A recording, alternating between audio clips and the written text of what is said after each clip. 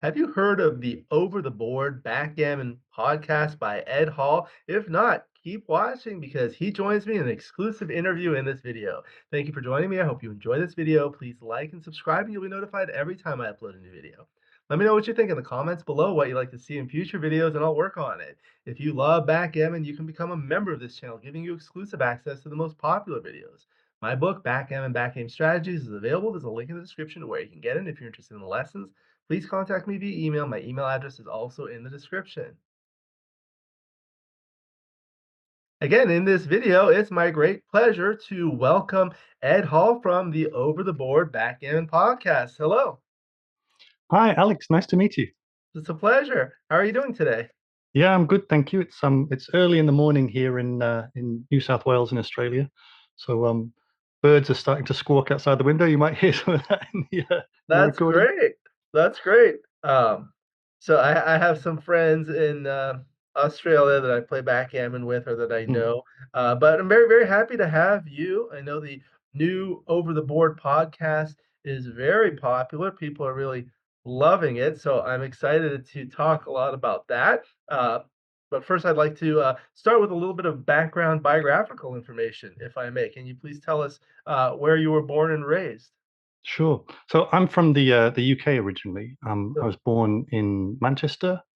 I grew up there, went to school there, went to university there, spent a large chunk of my early life there, and then spent a little bit of time in Edinburgh after that, where I met an Australian girl who I followed when she came home, and I've spent nearly half my life in Australia since then. So now you live in Australia. Yes, I married that girl, by the way. We have three lovely kids. So Oh, good. How old are your kids? 12, 9, and 8. Okay, I have a 9-year-old son and a 4-year-old daughter. Do your kids play backgammon? Well, yeah, my middle daughter in particular is interested in the game and has been learning. I've been trying to teach her, and teaching someone to play backgammon as well is such a interesting experience. It makes you think about how you think about the game and how you talk about the game. But she's really taken to it. She comes to the local social game that I go to on Saturdays. She's beaten grown-ups 3 and 4 times her age on a Wow. regular basis. Yeah, she's still learning, but she'll be a much better player than me. That's great. I try to teach my kids, maybe they're younger, but it's like it's much more difficult to teach a child than an adult because, like, at least my kids, they have a very short attention span. And usually, Hmm. when you're teaching an adult, it's an adult who's interested in learning and curious. But Yeah. interesting that you mentioned that. I did another interview with a top backgammon player from Denmark named Daniel Sorensen. He Hmm. does this thing called school backgammon where he teaches children, and he had an event where he had like 500 children playing in a big tournament one day. Oh, wow. That's amazing, but it's great. It's great for Well, I'll kids. make sure to go and listen to that. Well, watch that video. That sounds really Yeah, interesting. yeah, that one will be released soon, and I think it's a great game to teach children because it teaches children a lot of different things like patience, discipline, how to be a gracious loser, like all of these things. Yeah, absolutely. And sometimes it just comes down to starting with principles. So I don't know if there's a right or a wrong way to teach kids, but with my daughter, before we looked at anything like setting up the board, it was just one check at either side. Race around the board. Who won? Why did they win? It was luck. And now we've got two strategies. No, two checkers. So now we have a choice to make. And starting to introduce the idea of when you're ahead, race, and when you're behind, you need a plan B. You'd start. Well, that's where I started anyway. And we've had fun Right. doing that. It depends on their age too, because I have my Yeah. 4-year-old, and she doesn't know any of this stuff, but you know what she likes to do is she likes to roll the dice through the baffle box because it's fun, it makes a nice sound. She likes to hit the clock, she likes Yeah. to move the different checkers and different colors, so you start with that and then they play. Yeah. Absolutely. Yeah. Well, that's great to hear. Great. So what kind of work do you do? So I'm a teacher. I worked in adult education for many years, teaching English as a second language, focusing kind of especially on academic English. And then 6 years ago or so, I transferred into the school system. So I teach in primary schools or elementary school, I think would be the term in Yeah, yeah. your part of the world. And again, there I'm teaching, or supporting kids who are learning English as an additional language, and also just working in the learning support sphere, just supporting teachers and students and families when students have additional learning needs, and trying to improve access to curriculum for students with disability, for example. Yeah, that's very important. Children are the future, and it's very difficult to work with children sometimes. So thank you for your efforts. So we're going to be talking a lot about backgammon, but do you have any hobbies and interests outside of backgammon? I mean, it's pretty much just at this stage in my life, backgammon and music for me. When I was younger, I used to play in a few bands. Music's been a big part of my life. I still mess around a little bit now with music. I record bits of music for the show sometimes. But between kind of work and family, backgammon and music is pretty much it. I like to write a little bit, watch movies, but that's about where I'm at.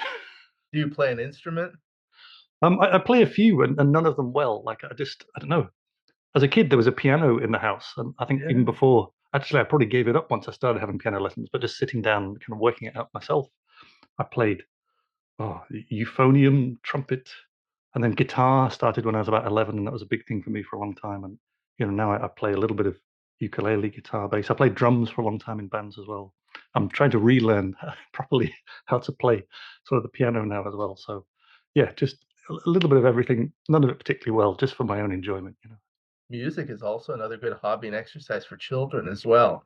Yeah, Like my kids love music. My son plays piano. brilliant. It's just great for your overall mindset. I think it helps with that. Yeah, I think so. And I'd love for my kids to do that as well. But I'm, sort of, I don't know, aware in my situation when I started having lessons, that's when I wanted to give up. So I'm just not trying to push there's instruments in the Yeah, house. They pick them up, they play them, they put them down. And I I just know. hope that interest takes. And if it doesn't, their interest will lie elsewhere. Right, right. Very good. So how did you first get into backgammon yourself? Well, I've been playing since I was a kid. Really, I can still just about remember the board we had at home. It's a really strong sort of visual image. I'm not quite sure where it came from. I have this idea that maybe my brother brought it back from Greece, or I don't know if I've just imagined that, but certainly it was covered with kind of like what I think is kind of traditional Greek, imagery from antiquity, the kind of vases and I don't know. I don't know what else I can see it in my mind's eye, but it's hard to explain. But then, we just we played as kids, and then I don't really remember learning, although I'm sure it was my dad who must have taught me. He After he retired, started taking backgammon more seriously and played tournament backgammon in the UK for a good chunk of time in the kind of early mid 2000s, I guess. But then as I got older, just it was staying up late at night, playing all night with friends. None of us really knew what we were doing. And again, I don't remember like if we taught each other or we just sort of learnt together. Somehow we knew you do this with a 3-1 and you do this with a 6-1, and that was about it. Apart from that, it was just a hit fest, or some of us would just stay super safe all the time. And but yeah, just it's just been a part of my life. And at times I've dedicated more time to it. At times I've had time away from the game. But yeah, my whole life really, although still not much better than I was then. I'm slowly improving the last couple of years. I remember when I was growing up, we used to play with those same types of wooden boards with the Mm, ornate patterns. It was just like beautiful, and that was yeah. part of what I really liked about it, the beautiful boards, 'cause you see like all these patterns. So great. What would you say you enjoy the most about backgammon? I think, well, I thought about that a lot in sort of preparation for this interview, and I think there's lots of things really. I think one part of it is just that it's an exciting game. Like many people, that combination of luck and skill that is not entirely unique to backgammon, but certainly has some unique characteristics. And that the fact that you can, once you learn enough, if you become like an intermediate player like me, you can just about make your way through a tournament. You can compete against players who are far, far stronger than you, and every now and again, things go in your favor, and that's exciting. I think the more I learn about the game as well, I just love how deep the skill level is, and how I could spend the rest of my life playing, and you never run out of things to learn. There's all sorts of new things. But it's a fun game. Hitting is fun. Getting that dice roll that you needed is fun. The banter that goes around a game is just a exciting, fun experience. And like you were saying, that like the board itself as well. I think it is kind of a sensory experience for me. Like the feel of a board, and the kind of the weight of a checker in your hand, the sound of the dice. All of that that adds to the experience. I suppose the other part for me as well that I wanted to talk about a little bit. I'm autistic, Alex, and one aspect of that is that I have some difficulties with sort of social communication. And I think one of the things that I love about backgammon is that it provides an opportunity to be social in a kind of structured setting. Because no, I like to be social. I like to be around other people, in moderation. I'm quite um, comfortable, spending time by myself as well. And I rely a lot on preparation, to communicate. For this, for example, I'm happy to admit here I've got a set of notes. I know you and I are having this So conversation for do the first I. time, but yeah, in my head I've had this conversation, dozens of times already before, since I accepted your offer to come along. But yeah, but to be around other people in a setting where, you're with other people who have the same obsession, the same interest as you, and you can talk to them, but there's also just long periods of sitting in silence, and that works really well for me, and in a way that's kind of not acceptable or not typical in other settings. That's a big part of what I love about backgammon. And I think just also what you touched on a bit before as well about the educational benefits of the game, the social benefits, the mental health benefits of the game. There's I'm really a big believer in all of that side of the game, I guess. Yeah, absolutely brings people together. I've met so many different people, especially with this YouTube channel. I've met people from all over the world, such as yourself and many others Yep. that I would otherwise had never had the chance to meet. But I play with like all sorts of people. Like we have a chouette, Mm. we have one player from Greece, one player from Turkey, one player from Armenia, and they all play together, Yeah. like you would think when you're thinking about that, there's like all sorts of political issues going on, but it just brings people together to have Yeah. fun, and none of that's an issue. So it's fantastic. So That's great. yeah, I got into that a little bit when I spoke to Tony Diamantidis in the run up to the World Teams Championship as well, and he was just talking about the Greeks play with the Turks, and I know. it is this I don't know, powerful tool to bring people together, I guess, which is Yeah, I part of think what I we all think love it. about the game. Yeah, I think it's great. I listened to that episode you did with Tony and Maggie, and maybe a couple months before that, I had Mm. actually recorded a video, an interview with them to promote the Greece tournament. Uh, Ah, okay. so they talked about a lot of the similar things, and I Yeah. think these are part of the reason why I started my YouTube channel is to try to promote backgammon, and I think your podcast is another outstanding way to do that. Oh, thanks, Alex. The feeling's mutual. I've really enjoyed a lot of your videos, and Thank you. might tease What ahead now that I just invited you before. If we could arrange an interview later in the year to do something on We'll my do show it, as well, we'll that'd be do it. great. Yeah. Yeah, absolutely. So what are some ways that you think people can promote backgammon other than, what we're doing? Oh, and it's a really interesting question. I don't know if I'm best positioned to answer it from a personal perspective, but I think, like yourself, having spoken to so many people, you get people's perspectives on how on the game to promote the game. Lots of people I've spoken. Well, I mean, speak to a whole variety of people. Sometimes it's someone who has a club that regularly has kind of 8 players against a professional player who travels the world. So everyone will have different perspectives on that. But something that's come up again and again is how do we grow backgammon? It comes up again in these interviews I've been doing. How do we increase participation by younger players? How do we increase participation by women? And the incredible thing is that people are doing amazing things to achieve this. I know we'll probably sort of touch on some of the people that I've interviewed a bit later, and some of the themes that have come up. But I think um, yeah, I don't know if I've really answered your question there or avoided answering it, but those are the common themes that come up, and that I get the feeling, the sense, and this is something I've mentioned a couple of times in recent episodes, that backgammon seems to be on this sort of upward trajectory at the moment. That I've spoken to people about the kind of playing in the 80s, and then the rise of poker and the effect that that had on backgammon, and then everything that happened with the pandemic and kind of clubs shutting down and people moving to online play, and that being sort of a dip. And at the moment, the sense that I get in the people I've spoken to is that we're really kind of on an upward trajectory at the moment. And lots of people, even if they don't have answers yet, are asking this question: how do we grow the game? Where do we go from here? I think that's important. Yeah, it's a good question. There's not really a right or wrong answer. It's just a matter of opinion. There are a lot of different things. I think like when I've spoken to people, a lot of people have said things like everything is digital nowadays, everything's on the internet. So, Mm. for example, we have our local club and we have a website and people find it through there. But then we have the social media, like we have a Facebook group, we have something Mm. called Meetup here, Yeah. the Instagram, and even on the YouTube, like I'll do some videos and then, people find it and then they Mm. show up. Yeah. If you if you build it, they will come. Yeah, great. So I wanted to share this website of your podcast. Yeah, so this is Over the Board by Ed Hall. I'll put a link in the description, and I'll just kind of like browse through it quickly. And there's a trailer with some great uh, 10 out of 5 reviews. I was trying to put a review, but do you have to be signed in to do that?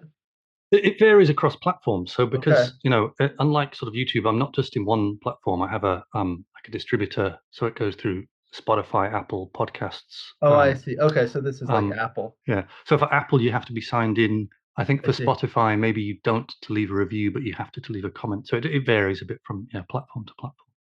Great. So I see you have a lot of guests. So we can see some of this. So there are a lot of episodes so far, and I wanted to talk a little bit more about your podcast. Mm. So what inspired you to start a podcast in the first place? So again, there's kind of multiple parts to that answer. A big part of it was just that I like podcasts, and I was looking for one to listen to, and at that time, not being able to find one. For me, it started with Serial, this sort of wildly popular true crime podcast from about 10 years ago that was part of like from the team that did This American Life. And since then I've been listening to podcasts about music, about sport, all sorts of topics. And there's tons of great backgammon content on places like YouTube. And your channel is fantastic for combining together all these different elements. You have these sorts of interviews, you have analysis, you have lessons, you have videos on strategy. And I love your channel, but I was just looking for something that was kind of my idea of a podcast, kind of 30, 40 minute sort of polished presentation of an interview, mixed in with little bits of music and other stuff, and I just couldn't find it. So I thought, well, why not try making one? I'd already sort of dipped my toe into making podcasts. I make a podcast about music with a friend of mine. Well, it'd be a bit broad to say it's about music. We kind of obsess about a particular album and then interview the people who made that album. So I had that in my kind of background, and he's been hugely helpful as well in helping me get this set up because he has his own podcast production company. So it's it's good to have that sort of help. But I did a little bit of work in community radio. I've done some basic voiceover stuff. I've recorded an audio book. I'm not a producer by any means, but I've recorded music. I know my way around audio editing software. So just all these things came together, and I thought, well, I can't find one, so I'll try making one. And yeah, that was part of the main inspiration behind it, I guess. Yeah, I don't Uh, listen to many podcasts really mm, myself. I just live a few blocks from my office, so I have a short commute, but I know a lot of people listen to that when they're during their commute to work back and forth. Is that correct? Yeah, I think so. I mean, I don't get that sort of analytics back in terms of I can see what Right. countries people are listening in, but yeah, Right. anecdotally, absolutely. I think the commuter was a big driving force behind the kind of stellar rise of podcasts that's happened over the last, oh goodness, I don't know, 10, 20 years, and continues to grow. Although kind of like YouTube as well, there's you've got your really high performing ones, and the vast majority of podcasts, never make it past the first episode. You only have to make, a couple of hundred downloads, and you're already in like the top 30% of podcasts ever made out of all of the endless content. Great. But yeah, and again, that's a part of what I like about. I guess another reason why I wanted to do it to make something that I could spend the time on to edit and play around with and make it sound good in a set of headphones, make it sound good on a smartphone speaker, make it sound good in a car. And especially early on, I was always testing things out. How does this sound, and how can I um, kind of master the final product to make it sound good in different environments? And I'm still learning that. I don't always get it right. every now and again I listen back to an episode and think, oh, I want to go back and tweak some of the EQ settings there. But I think another huge part of it for me though is it was coming back to what I was talking about before. I do love the sort of control factor I get from the editing process. I'm not always the most sort of natural interviewer. I often sort of warn my guests about this that the conversation might be derailed a few times along the way. But for me, it's like a superpower being able to kind of go back and just edit and tweak and change and distill and refine. And I try and do that. Well, I hope I do that always in a way that's respectful to my guests. I'm not trying to change the message that someone's communicated, unless, of course, they've asked me, "Oh, could we, take that bit out?" Or I wasn't really happy with that part. And I think lots of people can relate to that. The idea of looking back on a conversation, or I wish I hadn't said that, or why didn't I say this? But I think for me, and I don't pretend to speak on behalf of other neurodiverse people. This is just my personal experience. I relive previous conversations endlessly. That just goes round and round in my head, analyzing it for misunderstandings, and that can be quite an unhealthy thing for me. I can get stuck in this sort of endless loop of kind of revisiting past social experiences. But with the podcast, the interview finishes and I go, okay, I can edit that now, and I do, and I take my time to do it, and when the finished episode is ready, and sometimes there's a big delay between when I interview and when I release the episode. I put it out to the world. It's polished. It's finished, and that's just I don't know, a cathartic thing for me. Yeah, I get a lot of personal satisfaction out of the editing process, I guess. Yeah, it's a lot of work, and it's an achievement every time you publish one of those. So it's great. It's called Over the Board, and you're able to kind of bring together two things that you enjoy doing the podcast, editing the music, as well as Yeah. backgammon. So that's great. I really enjoy the podcast. You've had a lot of guests. So how do you find your guests in the first place? Well, at first it was just a bit haphazard, and I've tried to sort of refine that process. So I just, I set up an Instagram account. Then I realized there was lots of backgammon happening on Facebook, and I had kind of excused myself from Facebook about 10 years ago, and I'm back Right. in there now, just for that part of my life, the backgammon part of my life. But at first, I was just emailing so many people and saying, "Hey, I'm making a podcast. Do you want to come on and be on it?" And over time, I've started to think more about, well, realistically, how many interviews can I do at a time, and what sort of variety of guests do I want to have? But also, just through doing the process of doing interviews, people said, "Oh, I know this guy who makes boards. He'd be really interesting for you to talk to." And yeah, oh, my friend has a background collection. Have you thought about interviewing collectors? And yeah, so that becomes part of it as well. And I found quickly I had to be a lot more organized and get my spreadsheet going and keep track of who I've spoken to and who I've asked.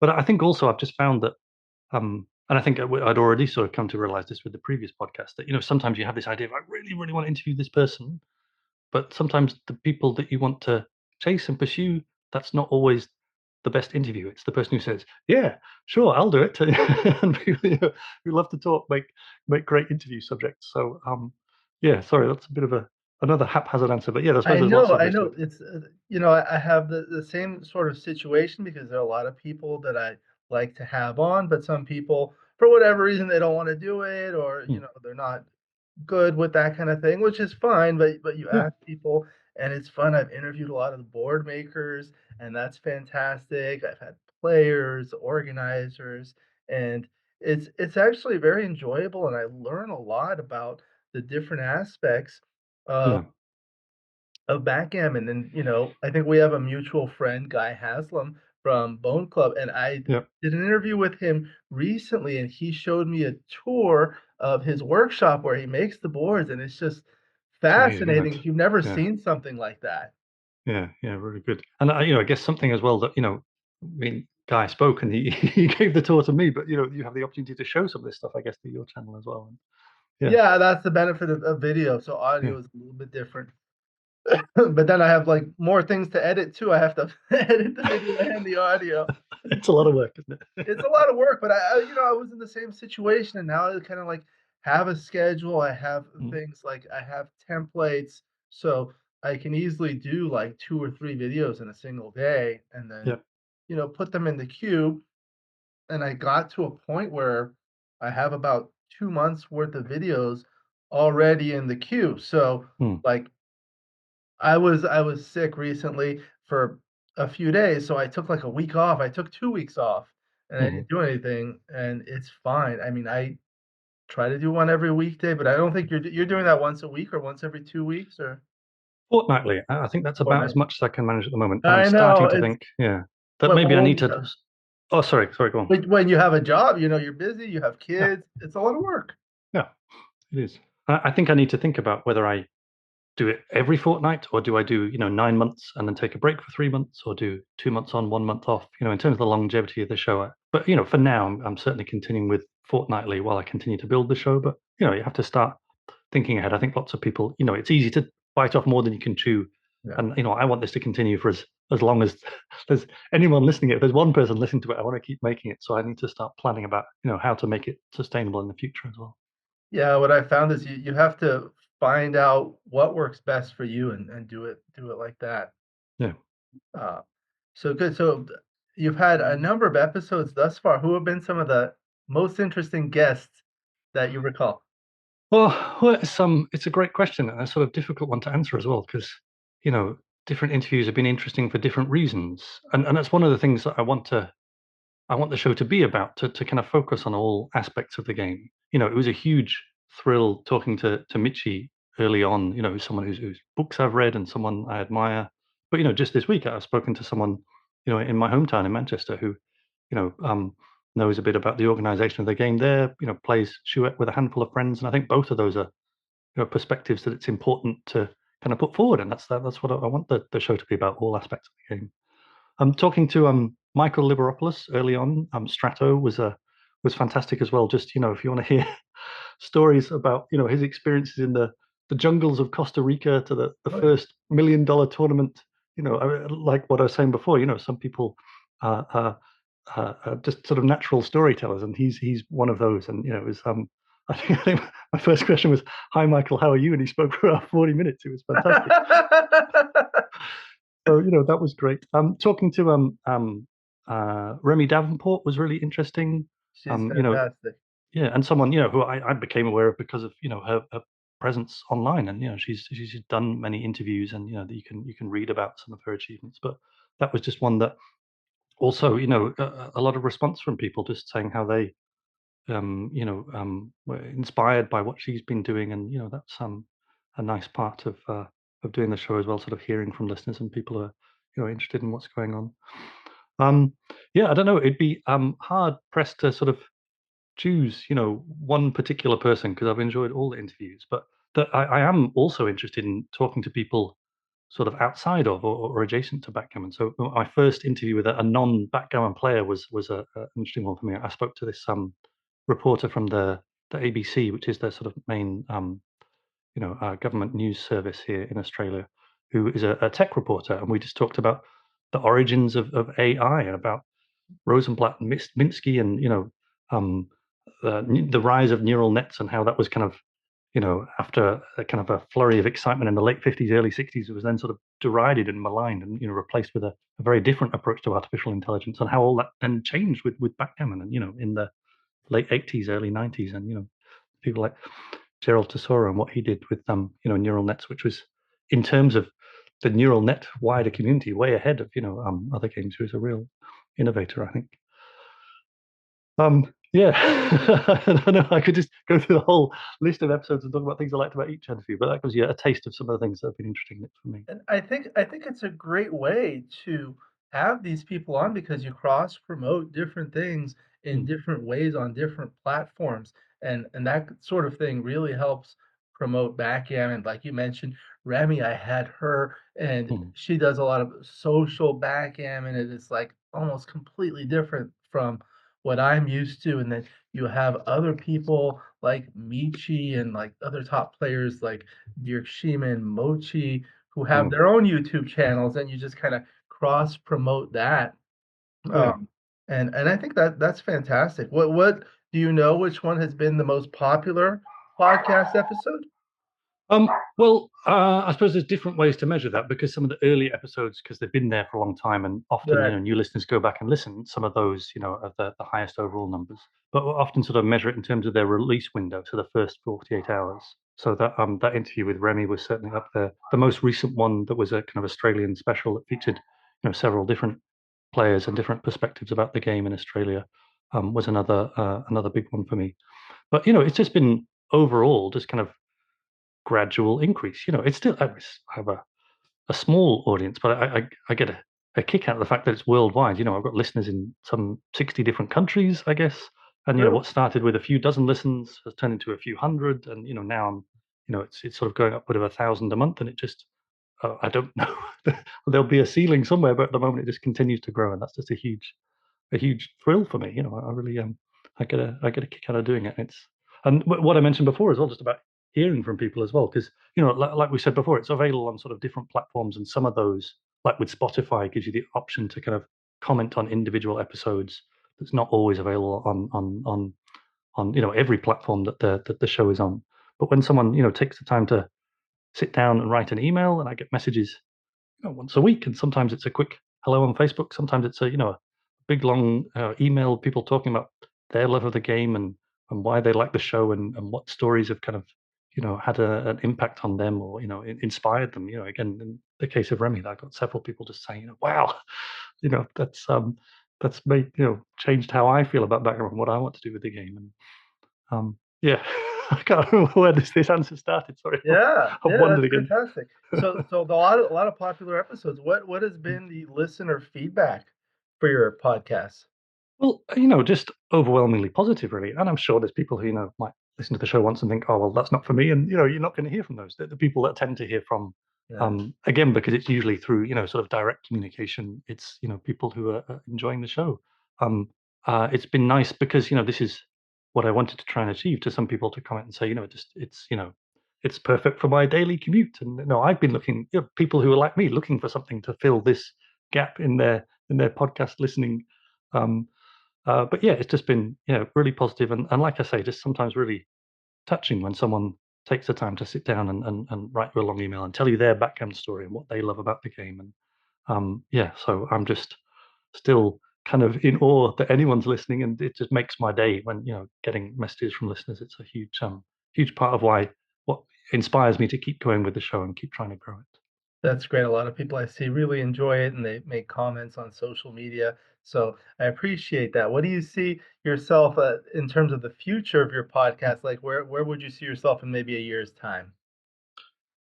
Well, again, I don't really know. Part of that relates to, me thinking about how much time I can spend on the show and whether, in terms of its longevity, it might be better to have, periods of breaks throughout the year.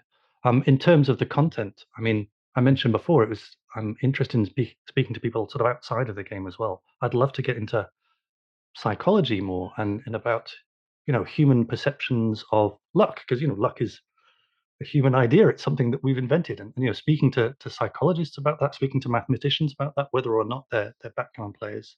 I'd love to kind of present those sorts of perspectives as well. I think I'd like to talk about, behavior in the game, and how you experience talking to someone and then you sit down across the board from them and it's a different experience, and online behavior and some of the problems I think background faces in that area as well. And, my core staple diet is still, players, organizers, board makers, all people connected to backgammon in different ways. But I think, one aspect of the show is I'd like to, delve into some of these topics in a bit more detail and maybe combining perspectives from people inside and outside the game. That's fantastic. So, wonderful. Thank you very much for your time. It's been a lot of great information about your podcast. I encourage the viewers to listen to your podcast. I'll put a link in the description. What else? Is there anything else we missed that you'd like to discuss regarding the podcast or backgammon in general?